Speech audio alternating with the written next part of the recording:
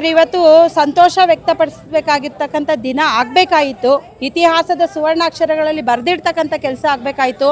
ಆದರೆ ಇವತ್ತು ಧಿಕ್ಕಾರವನ್ನು ಕೂಗೋಂಥ ಕೆಲಸಕ್ಕೆ ನಮ್ಮ ವಿರೋಧ ಪಕ್ಷದ ನಾಯಕರು, ಇಂಡಿಯಾ ಕೂಟ ಹಾಗೂ ಕಾಂಗ್ರೆಸ್ ಸರ್ಕಾರ ಇವತ್ತು ನಮ್ಮನ್ನು ಈ ಸ್ಥಾನಮಾನಕ್ಕೆ ತಂದು ತಳ್ಳಿದೆ ಅಂದರೆ ಅವರ ಮನಸ್ಥಿತಿ ಯಾವ ರೀತಿ ಇದೆ ಅಂತ ಹೇಳ್ಬಿಟ್ಟು ನಾವು ಯೋಚನೆ ಮಾಡಬೇಕಾಗಿದ್ದು ಪ್ರತಿಯೊಬ್ಬ ಮಹಿಳೆಯೂ. ಯಾಕಂದರೆ 33% ಮಹಿಳಾ ಮೀಸಲಾತಿಯನ್ನು ನಾರಿ ಶಕ್ತಿ ವಂದನ್ ಅಧಿನಿಯಮದ ಅಡಿ ಕೊಡಬೇಕು ಅಂತ ಹೇಳಿ ನೆನೆ ಮತದಾನವನ್ನು ಹಾಕಿದಾಗ ಕೇವಲ 298 ಮತಗಳು ಬಂದಿದೆ. 226 ಮತಗಳನ್ನು ನೀವು ವಿರೋಧವಾಗಿ ವ್ಯಕ್ತಪಡಿಸಿದ್ದೀರಾ. ಅದರಲ್ಲಿ ಮಹಿಳೆಯರು ಇದ್ದಾರೆ ಹಾಗೂ ನಮ್ಮ ಪ್ರಿಯಾಂಕಾ ಗಾಂಧಿನೂ ಇದ್ದಾರೆ. ನಿಜವಾಗ್ಲೂ ನಕಲಿ ಗಾಂಧಿಗಳು ಅನ್ನೋದಕ್ಕೆ ಇದೊಂದು ದಿಟ್ಟವಾದ ಉದಾಹರಣೆ. ಯಾಕೆ ಅಂತ ಹೇಳ್ತೀನಿ ಅಂದರೆ, ಅವರು ನಕಲಿ ಕುಟುಂಬದಿಂದಲೇ ಬಂದು ಇವತ್ತು ದೇಶಕ್ಕೆ ನಕಲಿಯನ್ನು ಮಾಡ್ತಿದ್ದಾರೆ. ವಿರೋಧ ಪಕ್ಷದಲ್ಲಿ ಕೂತ್ಕೊಂಡು ಮಹಿಳೆಯರಿಗೆ ಮಾಡಿರ್ತಕ್ಕಂಥ ಅವಮಾನ ಇವತ್ತು ಈಗ BJPಯಲ್ಲಿ ಮೋದಿಜಿಯವ್ರನ್ನ, ಅಮಿತ್ ಶಾ ಅವ್ರನ್ನ ವಿರೋಧ ವ್ಯಕ್ತಪಡಿಸಿರೋದಲ್ಲ, ಇಡೀ ಭಾರತ ದೇಶದ ನಾರಿಯರ ವಿರುದ್ಧವಾಗಿರ್ತಕ್ಕಂಥ ಕೆಲಸವನ್ನು ಇವರು ಮಾಡಿದ್ದಾರೆ. ಇವರಿಗೆ ಮುಂದಿನ ದಿನಗಳಲ್ಲಿ ಮಹಿಳೆಯರು, ಸ್ವಾಭಿಮಾನದ ಮಹಿಳೆಯರು ಯಾರ್ಯಾರಿದ್ದಾರೋ ಅವರು ಯಾವುದೇ ಪಕ್ಷದಲ್ಲಿರಲಿ, ಅವರೆಲ್ಲರೂ ಸರಿಯಾದ ನಿರ್ಧಾರವನ್ನು ತೆಗೆದುಕೊಂಡು ಮುಂಬರುವ ಎಲ್ಲ ಚುನಾವಣೆಗಳಲ್ಲಿ ಇದಕ್ಕೆ ದಿಟ್ಟ ಉತ್ತರವನ್ನು ಕೊಡುವಂಥ ಕೆಲಸ ಮಾಡ್ತಾರೆ. ಯಾಕೆಂದರೆ ಮಹಿಳಾ ಶಕ್ತಿ ಅನ್ನೋದು ಕೇವಲ ಮತದಾನ ಮಾಡುವುದಕ್ಕೆ ಮಾತ್ರ ಸೀಮಿತವಾಗಬಾರ್ದು. ದೇಶದ ಪ್ರಗತಿಗೆ ನಾವು ಸೀಮಿತರಾಗಿದ್ದೇವೆ.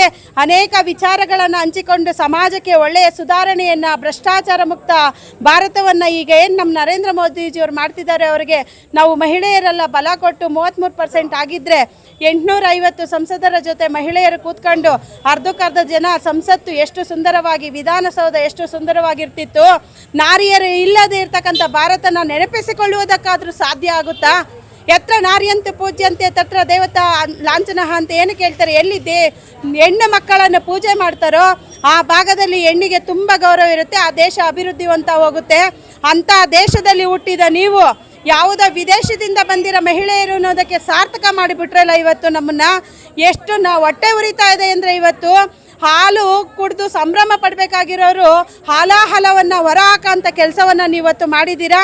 ಇದಕ್ಕೆ ಇಡೀ ನಾರಿ ಶಕ್ತಿ ನಿಮಗೆ ಕಳಂಕರಹಿತವಾದ ಒಂದು ಹೆಸರನ್ನು ಕೊಡುತ್ತೆ. ಏನು ಈ ಪ್ರಿಯಾಂಕಾ ಗಾಂಧಿಯವರು ಇರ್ಬೋದು, ಸೋನಿಯಾ ಗಾಂಧಿಯವರು ಇರ್ಬೋದು, ರಾಹುಲ್ ಗಾಂಧಿಯವರು ಇರ್ಬೋದು, 1996ರಲ್ಲಿ ಸೋನಿಯಾ ಗಾಂಧಿ, ಇವರು ಇರ್ಬೋದು, ನಮ್ಮ ಮಲ್ಲಿಕಾರ್ಜುನ ಖರ್ಗೆ ಇರ್ಬೋದು, ಹಿರಿಯರು, ಇವರೆಲ್ಲ ಕೂತ್ಕೊಂಡು ಒಳ್ಳೆ ನಿರ್ಧಾರ ತಗೊಂಡು ಮಹಿಳೆಯರಿಗೆ ಮೀಸಲಾತಿ ಕೊಡೋಕ್ಕಾಗ್ದಲೇ ನಮ್ಮನ್ನು ದುರಾದೃಷ್ಟವಂತರಾಗಿ ನೋಡಿದ ನಿಮಗೆ ಮುಂದಿನ ದಿನಗಳಲ್ಲಿ ಇಡೀ ಭಾರತ ದೇಶದಲ್ಲಿ ಇರ್ತಕ್ಕಂಥ ಮಹಿಳೆಯರು ಬುದ್ಧಿ ಕಲಿಸ್ತಾರೆ. ಅದಕ್ಕೆ ಇವತ್ತಿನ ಎಲ್ಲ ಹೋರಾಟಗಳು ಸಾಕ್ಷಿಯಾಗಿದೆ. ಈ ಭಾರತದಲ್ಲಿರ್ತಕ್ಕಂಥ ನಾರಿಯರನ್ನ ನೀವು ತುಳಿಯುವಂಥ ಕೆಲಸ ಮಾಡಿದ್ದೀರಾ, ಅವರ ಹಕ್ಕನ್ನು ನೀವು ಕಿತ್ಕೊತಾ ಇದ್ದೀರಾ.